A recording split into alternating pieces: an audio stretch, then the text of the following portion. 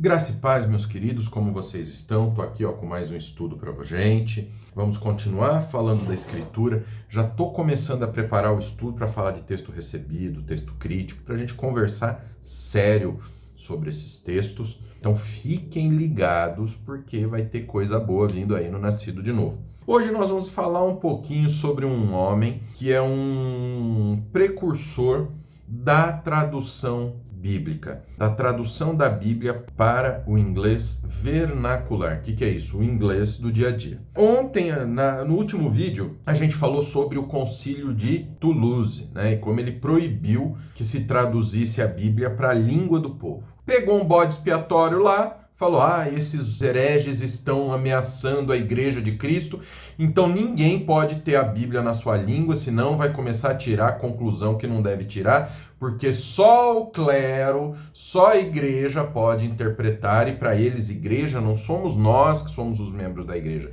Igreja são eles, os sacerdotes. E se tem uma coisa que a gente aprende com Roma, né, com a igreja papista, eles são mestres em agir nas sombras. Tanto que se você conversa com um papista, o que ele vai falar para você? Ele vai falar que a igreja papista é a única igreja de Cristo porque ela vem lá dos apóstolos, olha que coisa, da igreja primitiva. O que é, por baixo mesmo, um tremendo dom absurdo. A gente sabe que ela vem de lá de trás, ela tem uma tradução, mas chegou um momento que ela apostatou, e apostatou legal, entendeu? Então sempre você vai encontrar as mentiras.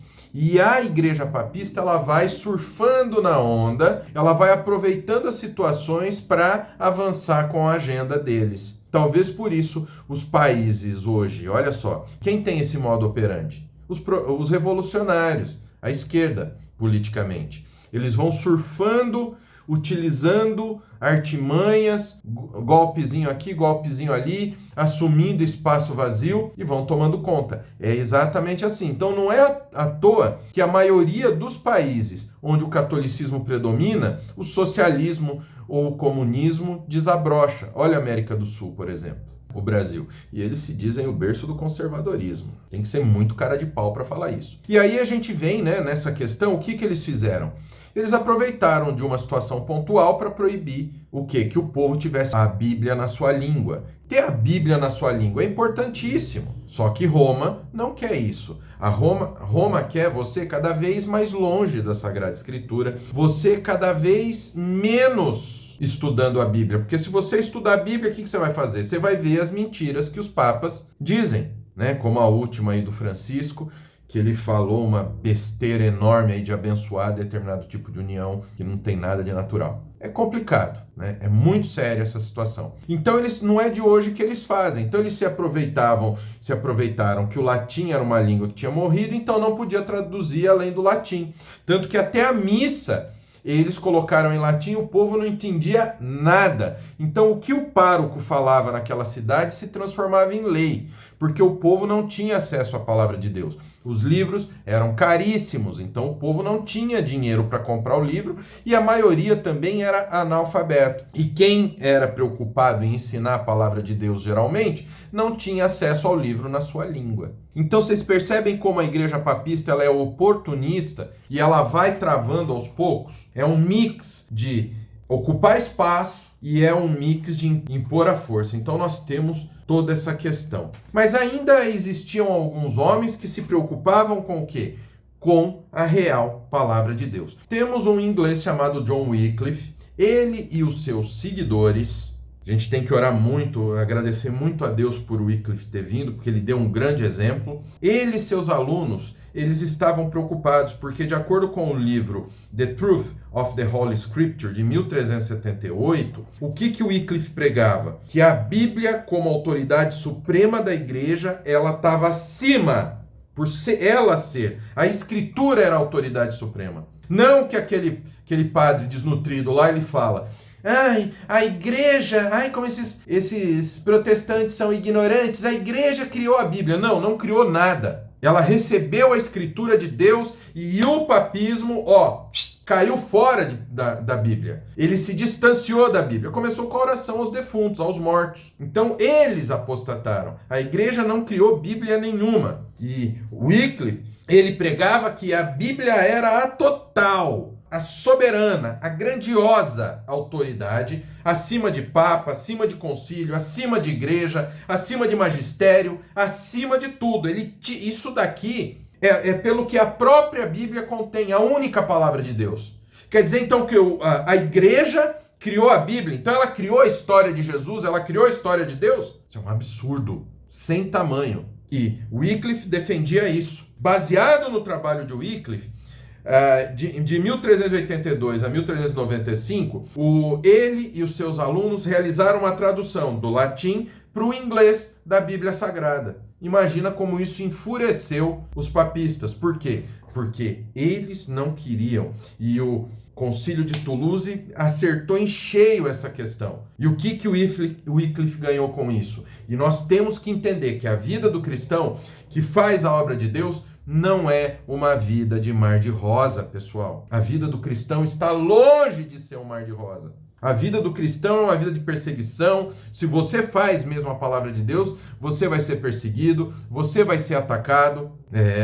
Não vai ser mar de rosa, não, como muitos pregam por aí. E também você não vai ser preso por roubar o povo, como alguns pastores e falsos apóstolos foram presos aí, não. Você vai ser perseguido pela palavra de Deus. Você vai ser perseguido por fazer a obra de Deus. Esse é um ponto importante que você precisa entender. E olha aqui o que aconteceu com o Wycliffe. O Wycliffe, ele foi expulso do seu cargo em Oxford, do seu ganha-pão. A gente vê isso que muitas pessoas hoje querem nos calar os cristãos. Prega-se a liberdade religiosa, mas das outras religiões, não dos cristãos. Por quê? A gente já viu isso, o que aconteceu em Roma. Porque o cristão verdadeiro, ele não se ajoelha à idolatria, nem de outros deuses e nem de falsas doutrinas dentro do cristianismo. Então a gente incomoda, porque quando vem um cara, fala para você que Maria pede para a mãe que o filho faz, e você fala que isso é antibíblico, que isso é uma heresia. Você fala que Maria foi sim uma mãe que foi muito abençoada,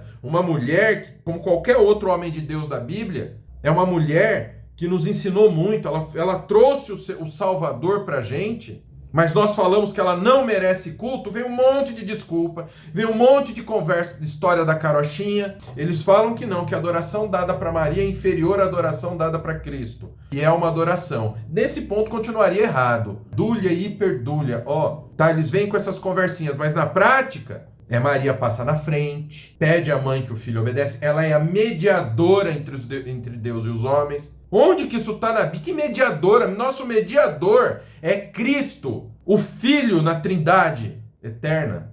Não uma mulher que, como eu, faleceu, foi muito abençoada, trouxe o Salvador para esse mundo, mas ela está com Cristo na glória. Ela não tem poder algum. Wycliffe perdeu seu cargo, morreu de causas naturais em 1384. E aí vem a Igreja Católica com o seu trabalho de impor medo, de impor terror, que a Igreja Católica, em 1428, exumou os ossos de Wycliffe e queimou em praça pública para que servisse como exemplo, como fez com o boneco quando condenou Serveto à fogueira. Então esse é um ponto muito importante que você tem que entender. Cuidado com as mentiras papistas. Não entre na onda desses pseudo-influenciadores, pseudo-conservadores de Instagram. Eles criaram um grupo para ganhar dinheiro. Cuidado! O conservador de verdade, ele vive o conservadorismo. E não tem conservadorismo maior do que você ser cristão de verdade. Não existe conservadorismo maior do que você obedecer à Escritura. Como que uma igreja que tem um papa que toma atitudes demoníacas, que acoita pecados, pode-se dizer uma igreja de acordo com a igreja de Cristo? Não é. E nós temos que aprender isso para que não venhamos cair na armadilha de influenciadorzinho digital de direita. Cuidado, cuidado com a santa sé do demônio. Desculpa, mas eu falo a verdade. Eu não negocio, eu não fico alisando, porque o meu papel como pastor, o meu papel como cristão é esse, é não alisar, mas é pregar a verdade. E depois de Wycliffe, depois do trabalho de Wycliffe, no século seguinte, 3 acontecimentos iria pôr o último prego no caixão da proibição romana do livre acesso à escritura. O primeiro foi o quê? Uma coisa que barateou a produção de livro,